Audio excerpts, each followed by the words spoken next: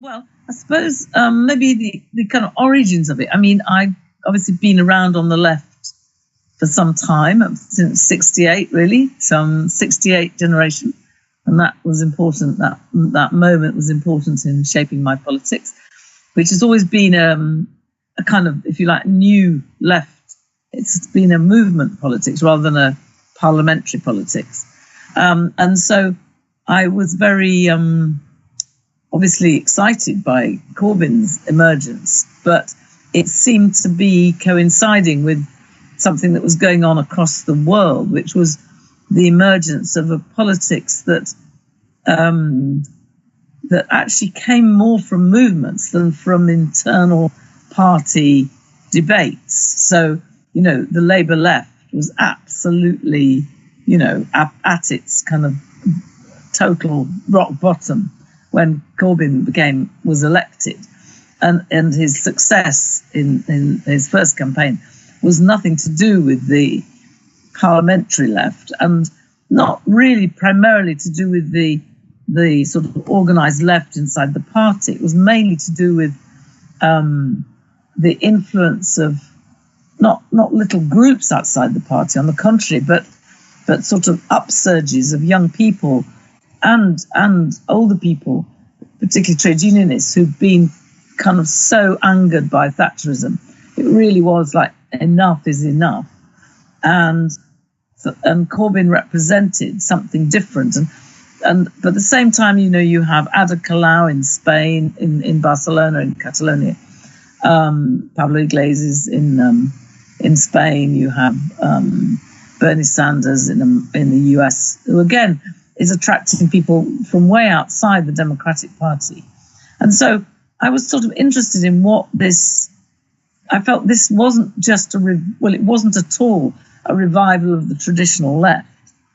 It was not anything to do with that.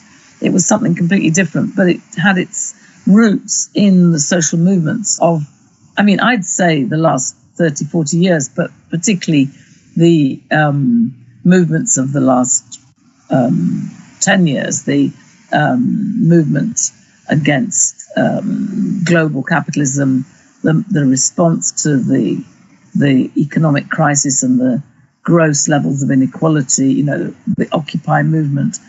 But it was a sort of feeling that we have to occupy the institutions in some sense, but occupy them as an autonomous kind of force. So not like enter them on their terms. So I'm trying to understand what this new politics was about.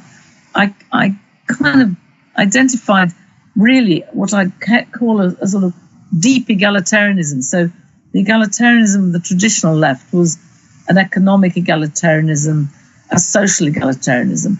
But it wasn't, it was culturally rather inegalitarian. It was very hierarchical, very paternalistic. It was very much, we'll do things for the ordinary people.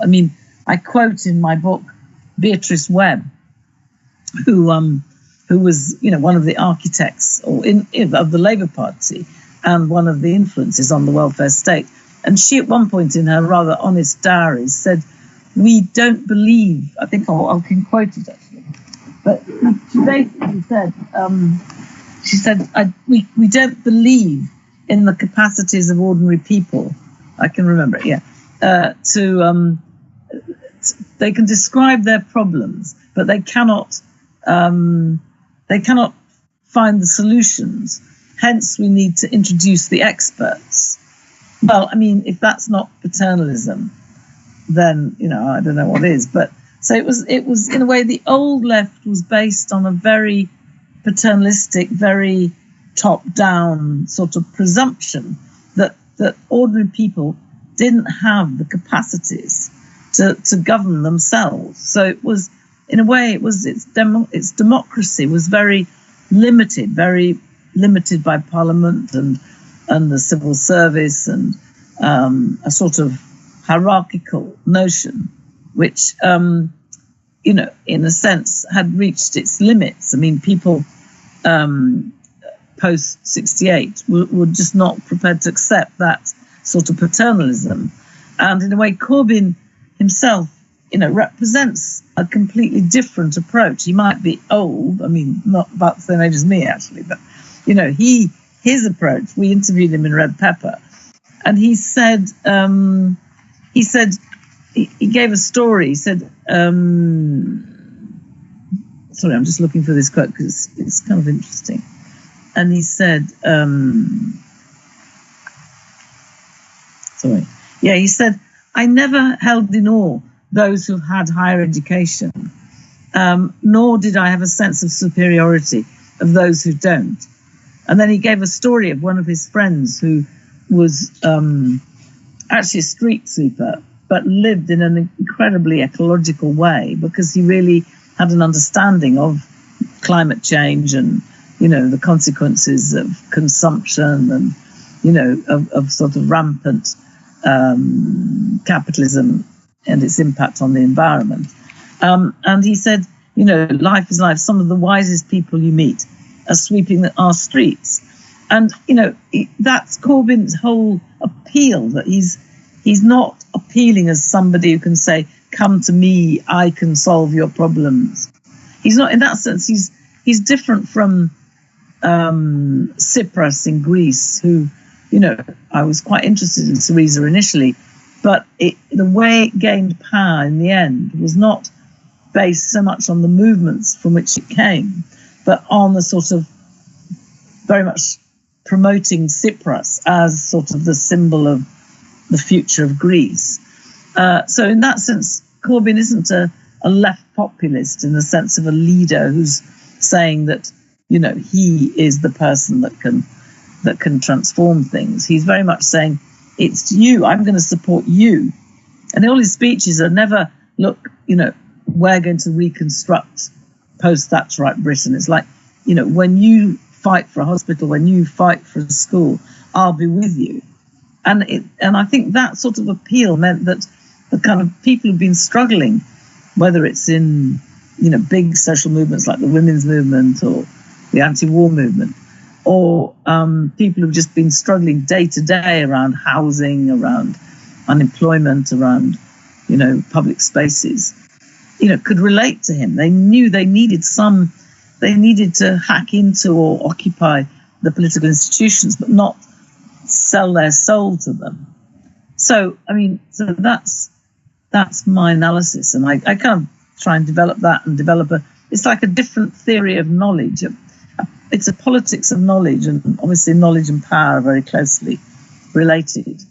And so it points to a very much more radical participatory kind of democracy than anything the Labour Party has known. Though, I worked at the GLC with John McDonnell and Ken Livingstone, and we founded, I founded with others a group in the economic policy group called the Popular Planning Unit. And now John McDonnell, when they talk about public ownership, they're saying we're not going to do it the old way. We're going to base how it's done on the knowledge of the people that actually run our actually do the frontline running of our railways, our hospitals, our water systems. So and I think the GLC had a kind of legacy. One reason why Thatcher abolished it and Tony Blair hated it was because it wasn't actually that containable, top-down municipal politics. It was actually about supporting struggles and organisations and movements in London and sharing power rather than monopolising it. You need the state to kind of take back into public ownership those resources, and the state can provide a certain kind of coordination and a redistribution of resources, taxation and so on. But it's as you say, it's like the administration, the way it's run, and actually that means, the response to the public, to communities, that's all got to be rethought in a way that recognises the knowledge and power and needs of workers and their families. We called it, the GLC, we called it in and against the state, so that it's always critical and wary of the state because it never loses its tendency to monopolise and to control. I think Corbyn, obviously he's facing huge problems within the Labour Party.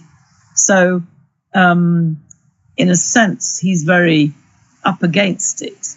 So he himself, what he represents, and in a way, the potential momentum is a really good example of the potential of this new politics. But it's so constrained and constantly diverted, and like all this new economics was just getting underway, and then the sort of this huge attack around anti-Semitism, and now obviously the war. I mean, the war is something we've got to build a movement, learning from the Stop the War movement that Jeremy was so much part of. But he's constantly under attack. So that I just think that slightly qualifies how far we can say he's a prime example. But then I think all of them are. I mean, Ada Colau in Barcelona, she's under attack. I mean, because this politics does threaten, vested interests in a big way.